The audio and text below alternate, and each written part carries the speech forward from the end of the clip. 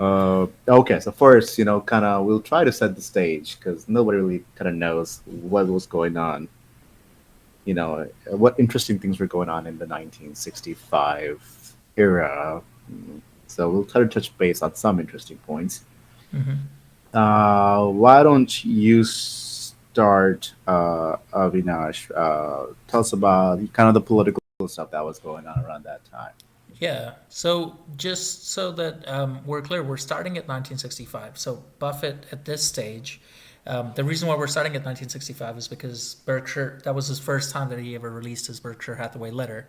So 1965 till today is what hopefully we'll cover. But during 1965, Buffett was already kind of a well-known figure in the community. So he was known as the smart kind of investor. He's only 35, keep in mind, at this age. In 1965, he's only 35. And what's going on around 1965? Well, keep in mind that the things that are ongoing is the Cold War. So that spanned from 1947 to 1991. So this is 1965. So it's between that period of time where the Cold War is going on. There's also a space race that's going on, and America's in the Vietnam War. So these are the things that are ongoing. But particularly 1965, Lyndon B. Johnson's the president. So the Democrat from Texas, where to go, Texas. So Woohoo! he's in Texas, right? I mean, he's the president right now, And we are and from Texas too. So. we're from Texas, yeah. And so he's president, and not only that, but in so that's in January. That's the first thing that kind of happens, and in February, Malcolm X gets assassinated in Manhattan. So kind of a key moment there, February 21st, and then in March, the first American Playboy mate who's African American, Oh Jennifer wow! Jackson. I didn't know this, but in my research, this is what I came am up. not gonna Google that right now. So in March, kind of a milestone. Forget about Malcolm X and Lyndon B. Johnson. We have the first female African American Playboy playmate on the cover, or I guess she's just a model there. So that happened in March. In August, the first subway opens in Connecticut, Bridgeport, Connecticut. So that's kind of a milestone. And then Is that a September, milestone for Connecticut or for subways in general? I don't know, I but mean, New York it's had subway before that, right? no, I meant like Subway as in the sandwich place. Oh, oh, the Yeah. first ever subway. Okay, I okay, okay, think okay. so. I think so. Unless Wow. I'm like misreading that. No, I that thought may be true, Subway. actually. I don't know how Yeah. old it is. Okay. Yeah.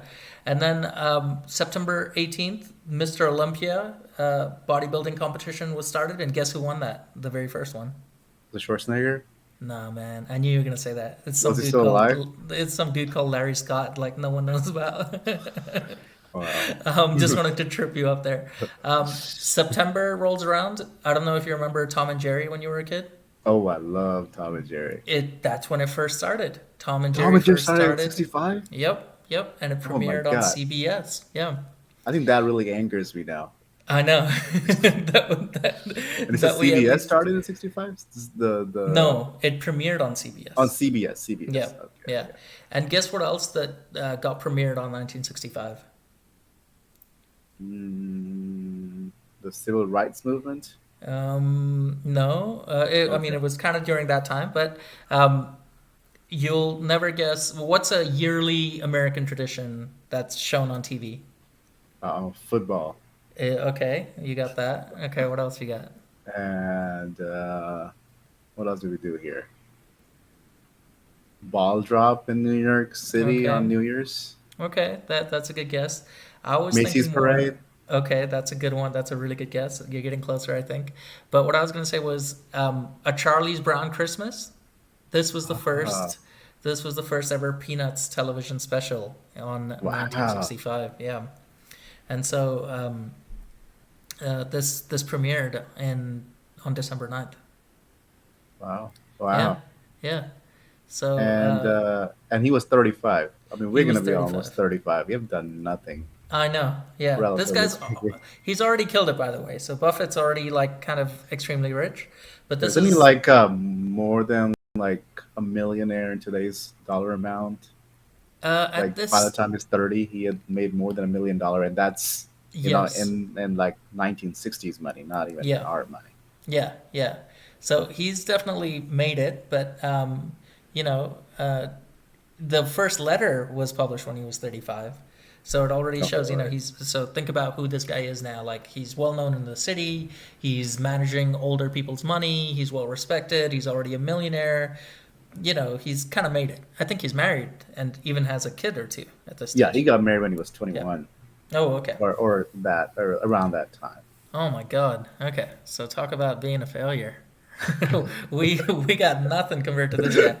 It's kind of like the Friends song, like your job's joke, you're broke, your love life's DOA. Not What for about, Warren. but what about Charlie? Do you know what Charlie's doing at this time? Well, I know Charlie's like maybe 4 or 5 years older than Buffett, but I think they haven't really. I think they know about each other, and they uh, discuss stock tips via mail, I would assume. Mm-hmm. And I think one's living in I think Omaha, the other one's in California. I think Charlie's in California by now, doing his lawyerings and real estate and some Mm-hmm. investing probably. Mm-hmm. But I don't think they have actually like gotten together, because I think that happens maybe in the 70s when Charlie officially joins Berkshire. Okay. Okay. Interesting. Okay. So But we yeah, know where you the tell me. You tell me. Yeah, I don't know. I don't know where. I didn't look up Charlie's kind of history where he is, but you're right. Charlie is older by a few years. So, and I know he was a lawyer before. So I think he's either in his own. Um, I correct me if I'm wrong, but I think he had his own law firm. But Uh before huh. he was working for a law firm. So he's either working for a law firm or he's made his own law firm and he's making money that way.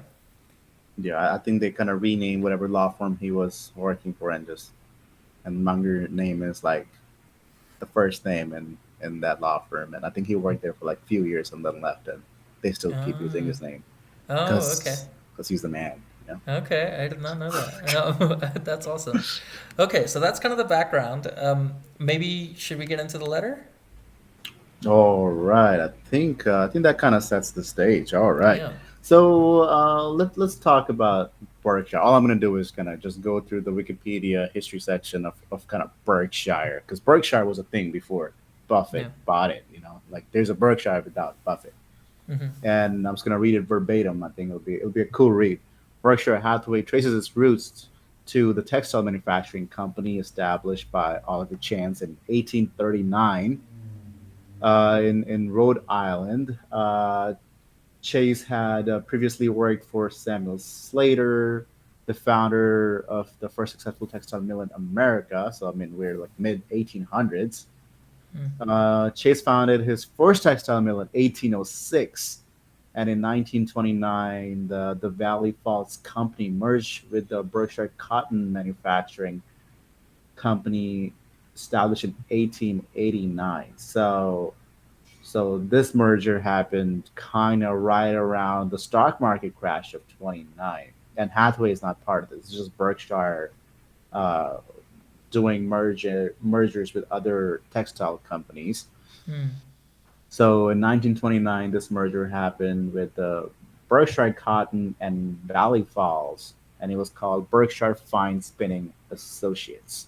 mm, And in 1955, so about 10 years ago from prior to 1965, Berkshire Fine Spinning Associates merges with Hathaway Manufacturing, which was actually founded in 1888. So also kind of later start than Valley Falls, but Berkshire Cotton was in 1889, Hathaway 1888 in New Bedford, Massachusetts. So, and they actually started as a whaling uh, operation, mm. and I think traded globally. So, I mean, this is whaling was a big industry. I think primarily for the oil industry. I'm sure there was a meat involved. Or maybe it was for the oil as well, like maybe Yeah, whale yeah. oil. Mm, I think whale oil was the biggest thing before kind of Standard Oil mm, revolutionized that. But that's the topic for another discussion. Do check mm. out that choir. podcast Yes, so good. episode on So good. Standard Oil. Beautiful. Yeah. And so yeah, so Berkshire doing its clothing, textile thing, Hathaway doing whaling stuff, and Hathaway had been successful in its first decades, but it suffered during the general decline in the textile industry after World War One. So it Mm-hmm. looks like Hathaway probably had some mergers and entered the textile industry and was kind of losing money in probably in the 20s, which was a Mm-hmm. roaring 20s. Everybody's making a lot of money in the stock market. And at that time, it was run by Seabury Stanton, and whose investment efforts were rewarded with their renewed profitability after the Great Depression. So it sounds like they actually made some really good long-term investments, and even after the crash, they maintained some profitability. At least became profitable after the depression. Mm. And after the merger in 1505, Berkshire Hathaway had 15 plants employing over 12,000 workers and with over 120 million US dollars in revenue. Mm. Again, this is Oh my 1955. God. They're making Jeez. 120 million dollars in revenue and Mm. was headquartered in New Bedford, and that is in Rhode Island. Mm. I think. But Yep. was it a failing company when in 1965? Was it on the decline? So I think that's where I don't think it was steady decline. It was actually kind of lumpy, good years, Mm. bad years. So in 1962, Warren Buffett began buying stocks in Berkshire Hathaway after Mm-hmm. noticing a pattern in the price direction of its stock whenever the company closed a mill. So they were, shutting down mills to kind of trying to figure out how they're gonna proceed in this industry. I think they were losing some money. Eventually, Buffett acknowledged that the textile business was waning and the company's financial situation was not going to improve. Mm-hmm. So in 1964, Stanton, who was the I think running the company, Mm-hmm. made an oral tender offer to buy Buffett's stake in the company for $11.50 per share. Mm-hmm. So Berkshire kind of wanting to get out. He started buying in 62, and Stanton in 64 was like, "Hey, I'll buy your stake and I'll give you $11.50 per share." And Mm-hmm. Buffett was like, "All right, let's do it." Mm-hmm. A few weeks later, Warren Buffett, this gets very juicy now, Mm-hmm. received the tender offer in writing, and the tender offer was not for $11.50. Do you know how much it was for, Avinash? $11.35. That was the original kind of verbal thing that they had kind of agreed to, but the written offer was different Eleven dollars per and thirty share. five cents. Well, it says 3/8. 3/8. So 3/8 comes out to what? 3/8 is 0.375. Okay. So as opposed to $11.50, it was $11 and shy of 40 cents per Okay. share. Okay. Yeah. So I have that number right here too. So $11.50 was what was agreed, and then $11, 11.375. So an Yep. eighth of a point cheaper. And Yep. what Per share. happened? Okay. So what So did Buffett do? What we think yeah. of Buffett as he's an all-knowing god of investing. Yeah. He's calm. He's central left-leaning. Uh, just step dancing to work every day. But in this he's in his mid 30s here. Mm-hmm. Uh, he was angry. He was Mm-hmm. very angry. Mm-hmm. According to Wikipedia, Buffett later admitted that this lower undercutting offer made him angry, and instead of selling at the slightly lower price, Mm-hmm. Buffett decided to buy more of the stock to take Mm. control of the company. So with Damn. this dude who's like, likely a multimillionaire Yep. in the by age of 30, Mm-hmm. feels over a few pennies here the stock he was trying to sell because he was like, this is a shitty company. He Mm-hmm. gets emotional and just takes over the company. But we have to say like, so I mean, during this research, I found the same thing, and I was like, well, this is kind of crazy, right? He's the Oracle of Omaha, and he's the man. Why would he have such an irrational? Why would he make such an irrational decision of like getting heated and stuff, especially when it comes to investments? Because he's known as like the cool as a cucumber kind of guy. But this tender offer came roughly 5 days after his dad passed away. So Howard Buffett, his dad passed away in 1964, five Oh, is days that after right? he got the offer. Yeah, Wow, wow. yeah. So So that he might have after had he something got to the do with it. lower offer, like after he got the undercutting offer, Right. he was probably thinking about what to do, and then of course it's Oh no. emotional. So the offer came 5 days after his dad died. So Oh, I see, I see, I see, I so see, I his see. So dad died. he was Yeah. already in an emotional state. I think he was Right. very close with his dad. I mean, his That's right. both of his parents, I think, Right. Right. and I mean that kind of tells you. I mean, it's you're emotional creatures, so try to not let that play your investment decisions. Yeah. But life happens, so just do your best to be mindful of that. So Yeah. that's interesting. Yeah. Okay.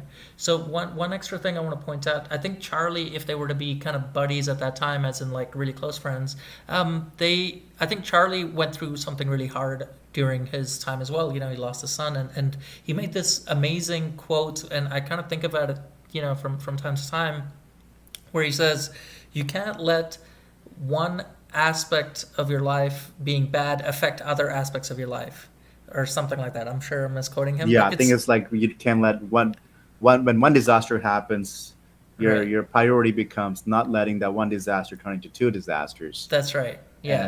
And yeah, I mean It's so and hard Charlie, to do, of yeah, I mean, course. yeah, Yeah. and Charlie Yeah. is is almost very Yeah. wise Right. person, Right. and all these things. I mean, when rationally these sounds Yeah. amazing. I mean, this sounds very logical, and then Right. almost want to say duh, Yep. but Yep. I mean, Yeah. when you're emotional, I mean, what can you do? Absolutely. You kind of lose That's control. that's definitely a good like lesson I would say, to take away. Definitely don't be emotional about investments. Of course, that's like much harder to do than just say. And then we should also talk about the second thing, which is Buffett's philosophy of investing at this time. He doesn't have that like buy and hold forever philosophy just yet. He's still from the classical Graham type of cigarette butt type of investing. So maybe you want to talk a little bit about that? Well, yeah. So I mean, Buffett, had these partnerships in the around the same time actually in the 60s, and he shuts down I think a little bit later on in the decade. But yeah, I mean, he was trained by Graham, and Graham learned all of his investing stuff in during the Great Depression era, where everything was cheap. Mm-hmm. And so he was basically doing something called net, where he would just buy something that's, if you bought the whole business and sold everything, you would actually still make money. I mean, it's Mm-hmm. not even about the operation, just stock were cheaper compared to the assets that you could sell on the market, Mm-hmm. and it was very lucrative. And Buffett, I think, made his fortune thus far mostly using that strategy, Mm-hmm. and I think that's why he initially bought Berkshire, because he was gonna sell it as he realized the stock was going down. Mm-hmm. And I think Charlie later kind of tells him about good businesses, and we'll get there. But Yeah. but currently he's trying to buy cheap stocks and sell them for a profit, basically Mm-hmm. looking for kind of capitalizing on the inefficiency of the market. So just so that I understand, is that kind of like the stock or the market cap of the stock is bigger than its book value?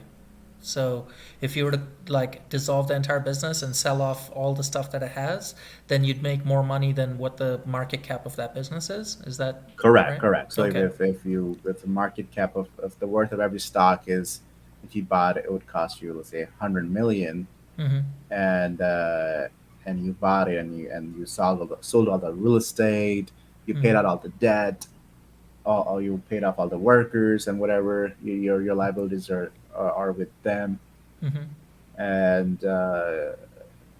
and whatever's left, I mean, it's your profit. And I think Mm-hmm. is it's also, it's not a pleasant business to actually go through the liquidation process. I mean, you hope that you buy it for cheap and the market realizes that this was cheap, and stock price goes up and you sell out. I mean, that's a Mm-hmm. more effortless way of playing this. Mm-hmm. But to actually fire people and actually kill a business, Mm. it's not a pleasant thing. I mean, people lose jobs, and I think Yep. Buffett was kind of noticing some frustrations with that. Right. Right. So, Okay. yep, yep. So let's go back to the story. Yeah. So Buffett's dad passes away. 5 days later, he realizes he's been undercut by Stanton of Berkshire Hathaway. So selling his shares, Buffett actually buys enough shares to take control of the company, and Mm-hmm. then he fires Stanton. Mm. So now Buffett is the owner of Berkshire Hathaway, Damn. and it is born. The compounding machine is born. But the textile industry is going down the tubes right now. And that is the irony. Yep. According to, again, the reading straight from Wikipedia. However, this made Buffett the majority owner of a failing textile business. Okay. Period. And I'm just gonna read that much because then it goes off to you know future years. But Mm-hmm. I think that's it. Yeah. Good. So let's get maybe to the first year where he publishes the 1965 Yes. letter. So So I'm it's a just very gonna. short letter, It is a very but short letter. maybe you could start it off with what the letter was saying. Yes, I will read it.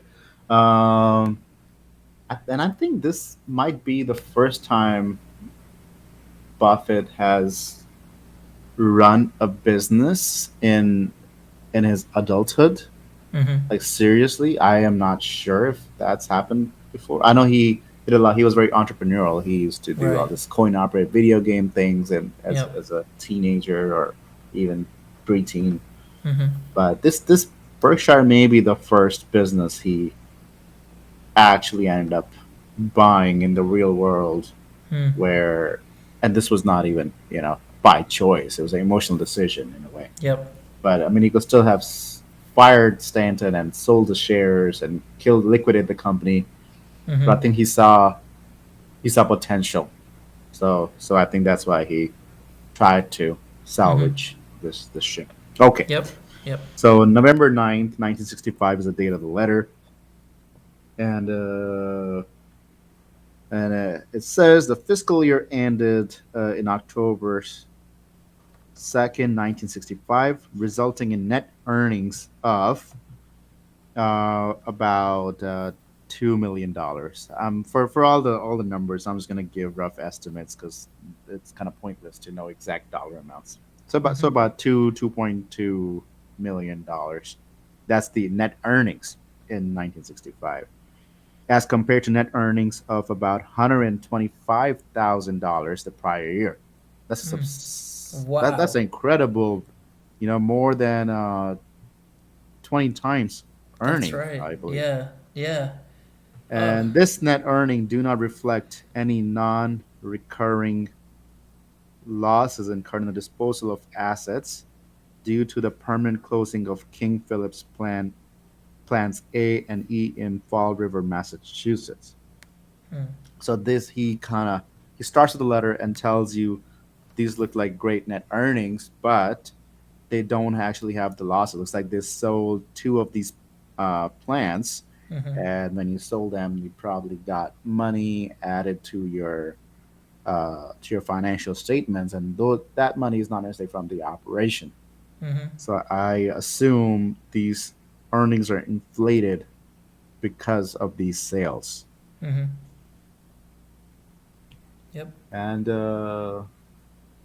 I think what was the revenue of Berkshire beforehand? Because we were looking at about a revenue of about 120 million in after the merger. That's the type of business it was, 120 million revenue, Mm, and in 1965 you're realizing about 2.2 million net earnings. So it's actually a very fraction of what was happening kind of right after the merger.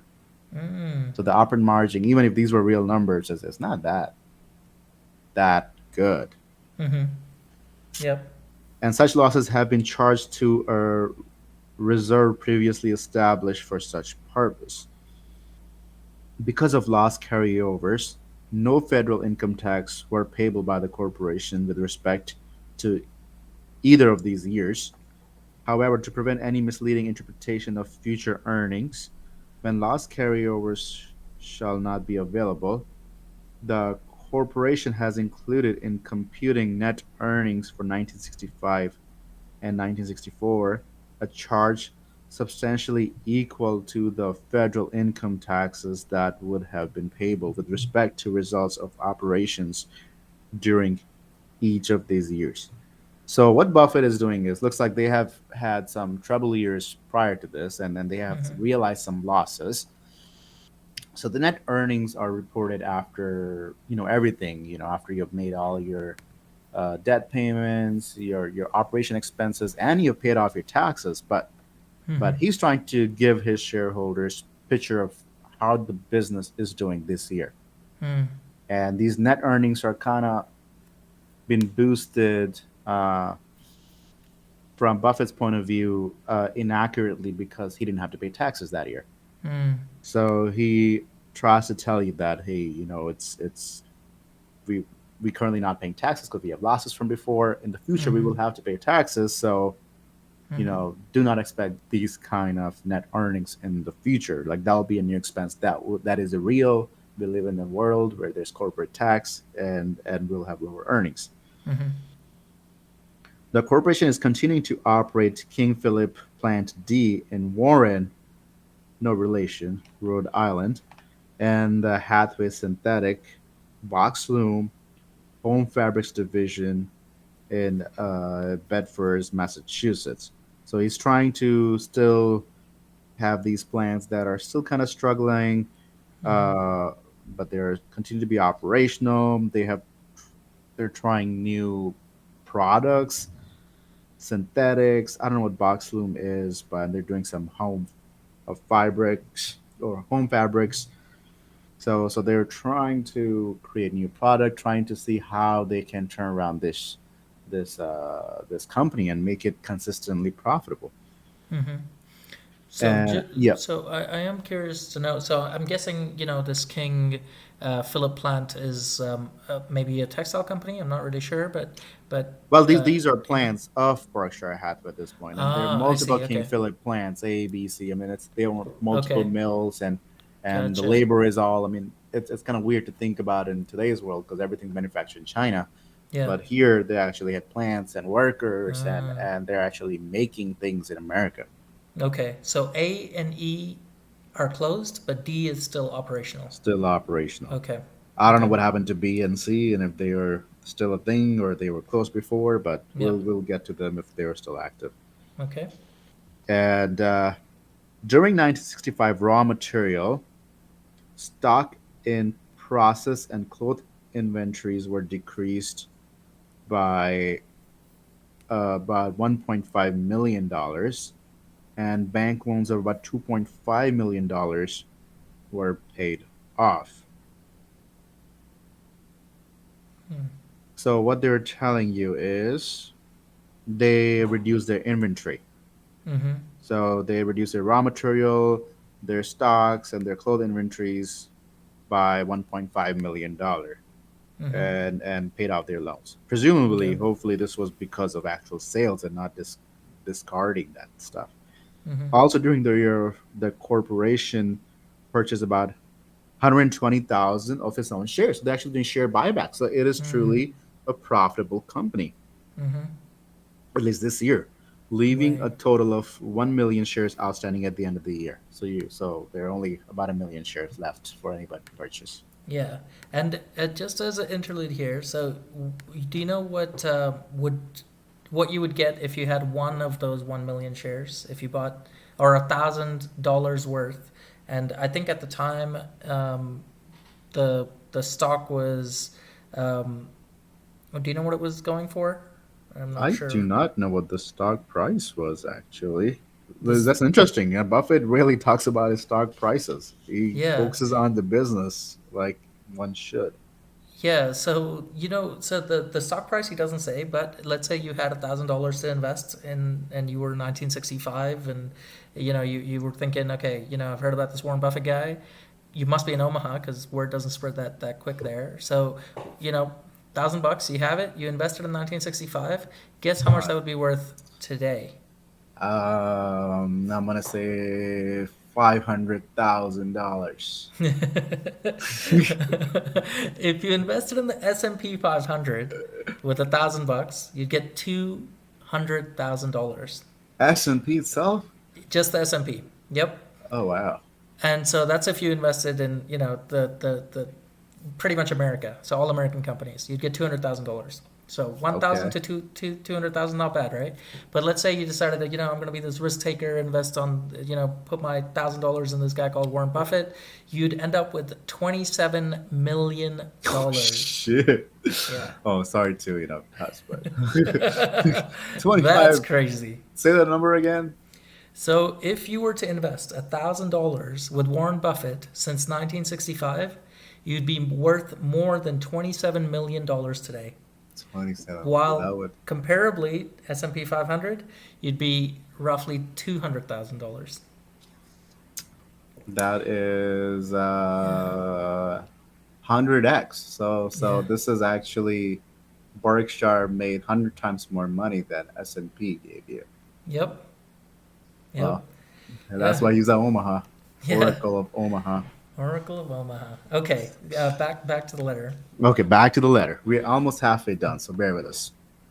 The corporation made a substantial reduction in the overhead cost during the fiscal year just ended. So they cut down on their overhead. They're trying to streamline the business. Presumably, approximately 800 million, no, sorry, $800,000 Hmm. was invested by the corporation during their year in the purchase of new machinery, in a continuing effort to reduce costs and to improve quality. So they have a capex expenditure, a capital expenditure, about Oh. $800,000. Hmm. Um, okay, okay. I mean that's still a fraction of their net earnings. Hmm. Well, not that small. It's $800,000. It's almost $1 million, and their net earnings were about $2.2 million. Hmm. So okay, but the net earnings were after they they paid off their bank loans, I believe, because Yeah. it's after your interests and taxes if you were paying taxes. So Hmm. okay, so this capex might be lowering your net earnings going forward. We'll see. We'll see what the capex here is Hmm. going forward. But $800,000 in 1965 was spent to buy more machinery to run the mills better and presumably uh, to compete better and create a moat. Hmm. And this program will continue during the current fiscal year. Hmm. A major portion of the machinery at King Philip Plant E, as an Echo division, has been sold. So they've actually been selling machinery at a different plant, and Hmm. we expect to dispose of the remaining portion of the plant during the current fiscal year. So they're actually trying to sell another plant, that's the E plant. Hmm. This will complete the liquidation of our unprofitable plants. Hmm. The proposed sale of the King Philip E division will make it necessary to provide storage for raw cotton and gray clothes for the King Philip D division at the Hathaway Division Plant C. So what they're doing is they're turning that they're selling everything, all the machinery, and they're gonna use that whole plant as a storage facility to store things, Oh, to store things? to Okay. store their inventory. I mean that because they have inventory. I mean there are a lot of Oh, if okay. something's not sold, what do you do with it? You store it till you decide you don't want it anymore and you give it away. Yep. I don't know if they Yep. had goodwill back then, but Mm. uh, plans are underway to accomplish this within the current fiscal year, so they're kind of moving quickly. Mm. Yep. After more than 50 years of service, Mr. Seabury Stanton, is that the Mm-hmm. same Stanton? Yep, I think so. Resigned as a director and president. Mm. I think that they should have used quotation marks. He resigned, you know. Yeah. Uh, and Mr. Kenneth Chase was elected to succeed him. Mm-hmm. At the same time, Mr. John K. Stanton Mm-hmm. resigned as director and a treasurer and clerk. So sounds like he's just getting rid of the Stanton family members. I'm Mm. assuming John and Seabury were related. Yep. And Mr. Harold V. Banks was elected to succeed him as treasurer and clerk. So he got some new people, and Mm-hmm. I think yeah, I think the Chase Kenneth Chase is part with probably related to the Chase family, and Chase family has been with at least the Valley Falls, in the textile industry since the early 1800s. So Mm-hmm. it's not all new people. I think he got with the Stantons, but the Chases are still there.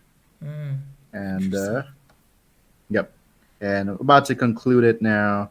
All divisions of the corporation currently have substantially backlogs of unfilled orders, and we presently anticipate that operations for the coming year will continue to be profitable. So they got a lot of orders already. They gotta get on it, get rid of the old stuff that's not selling, get rid of the old machinery, get the new machinery, and let's go fill these orders and make money.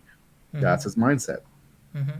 We wish to express our thanks to all the employees of the corporation whose loyal corporation and whose loyal cooperation and efforts have helped to make this year successful. That's Mm-hmm. it. That's the end of the letter.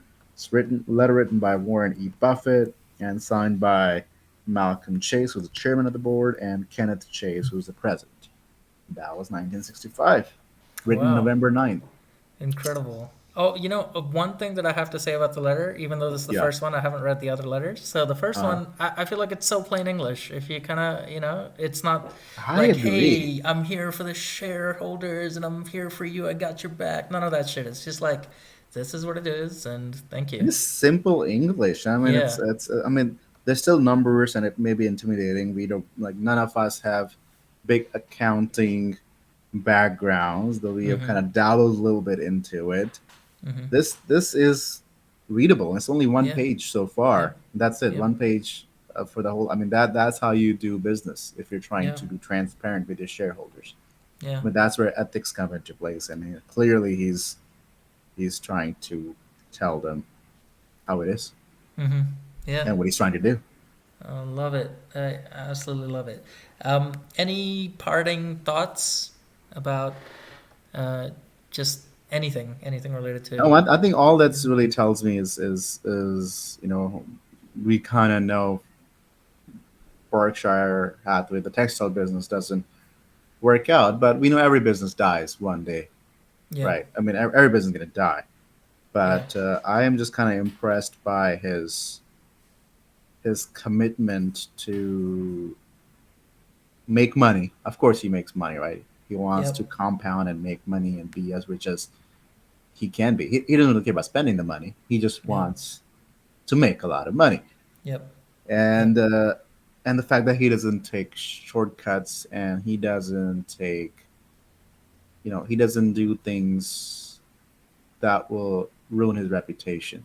Mm-hmm. At least so far, right? I mean, it's Yeah, the fact his whole approach to this letter being transparent is kind of I see that mm-hmm. so far. The fact that I can understand it, that means Yep, most shareholders are not going to be business people; they're going to be normal people. yeah, And if you're trying to be open with them, then you should do your best to educate them about the yep, operations of the company. yeah, If you're not, then maybe it's the fault is on you. The burden of clarification should be on you as the CEO, or the Yeah. owner of the company. So maybe I am curious to know, would you buy the stock in 1965? And by the way, I found out that the stock is selling for $7.50. $7.50. I Well, mean, at least he I purchased it December 12th, 1962 okay. at $7.50. Yeah. I mean, knowing what I know now, Yeah. hell yeah, you're right. But knowing what you know then, I don't see a reason to. I mean, because yeah, I don't see a reason I to don't either. know why I Mm-hmm. would, because I don't know anything about Mm-hmm. the textile industry, but I Yep. didn't know what it was back then. I mean, I know now it's that we living in the world of fast fashion where Yeah. clothes are made around the world and shipped around 7 to 10 times, Mm-hmm. come here, Mm-hmm. and then are discarded in like 4 weeks, end up in a Yeah. landfill. I mean, that's the clothing industry I know, Yeah. and I don't have any big interest in it. I mean, I wear very simple clothes, Yeah. though I've later realized I have some clothing that is owned by Berkshire Hathaway. Like it's like Fruits of Loom. That's the whole. It's a Mm. brand owned by Berkshire. Mm-hmm.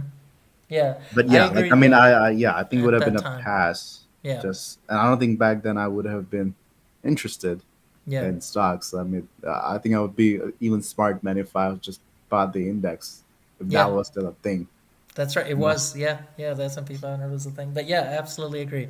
Well, this would be a hard pass because it's a commodities business. Like race down to the bottom. I mean, come on, that's not a. And it's Yeah. failing. He's shut down some plants, I mean, they're and exciting things. let's. I mean, I would be like, we just we're in the space race. I would be so much into the Yeah, tech, the yeah. semiconductors. Let's go to the moon.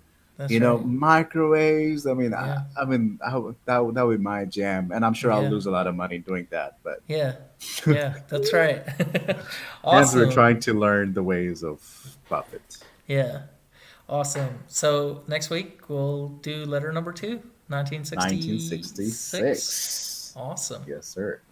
All right. All right.